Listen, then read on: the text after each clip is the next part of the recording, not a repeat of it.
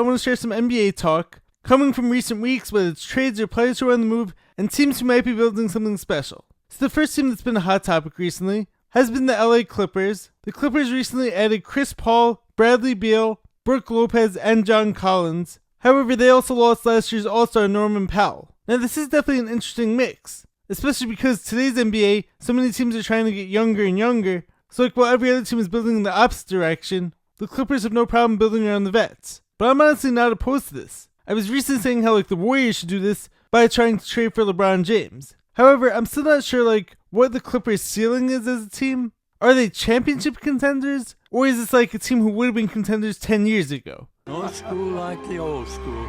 I do think James Harden is still playing at a high level. You never know how many games you're going to get out of Kawhi Leonard, of course. I still do think like CP3 can contribute in the minutes like he's given. Bradley Beal, it may have just been like a bad fit in Phoenix, but that remains to be seen. They also have rising star center Ivica Zubac and a high quality backup center in Brook Lopez. And then you add on to that Bogdan Bogdanovic, a great shooter, Chris Dunn, a really good on-ball defender, Derrick Jones Jr., a super athlete, and a really solid veteran in Nicholas Batum. I guess the main question is going to be, does it seem lack athleticism to compete in today's NBA? And could this be the whole Karl Malone, Gary Payton Lakers team, where great old players come together but like doesn't really work out the way that so many people had hoped? We'll see. Next up, we also that Damian Lillard is back in Portland, and I happen to love this move just because like it feels right and like it feels authentic. And it just feels like the perfect situation at the perfect time, so I'm just happy to be back. He loves representing that team and representing the whole city, and so this feels like he's back where he belongs. Of course, he won't be playing this upcoming year due to his Achilles injury,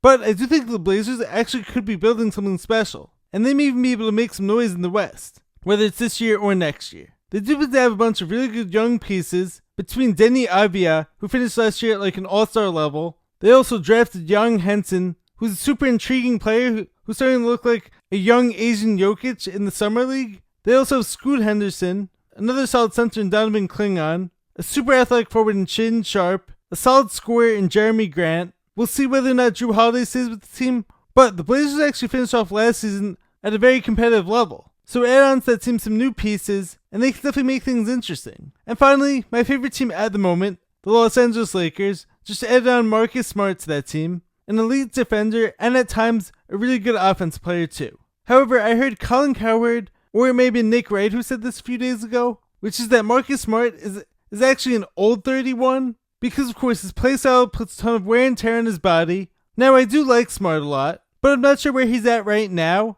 and if we're going to be getting the Marcus Smart who is a beast on the Celtics, or rather a bootleg version.